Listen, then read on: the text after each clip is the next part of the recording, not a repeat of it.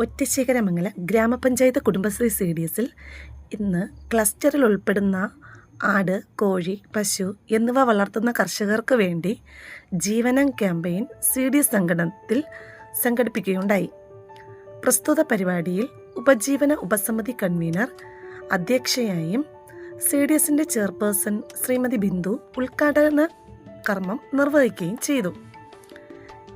കർഷകർക്ക് വേണ്ടി ഒറ്റശേഖരമംഗലം മൃഗാശുപത്രിയിലെ ഡോക്ടർ ശ്രീമതി നയന ദേവരാജ് വിവിധ ഇനം വാക്സിനേഷനുകൾ, ഇൻഷുറൻസ്, മൃഗങ്ങൾക്ക് എടുക്കേണ്ടതിൻ്റെ ആവശ്യകത എന്നീ വിഷയങ്ങളെ ആസ്പദമാക്കി ക്ലാസുകൾ നൽകി.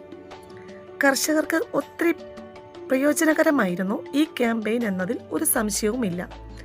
തുടർന്ന് IOB ബാങ്കിൻ്റെ പ്രതിനിധിയായി സിന്ധു മാം വരികയും വിവിധ ലോണുകളെക്കുറിച്ച് കർഷകർക്ക് മനസ്സിലാക്കി നൽകുകയും ചെയ്തു.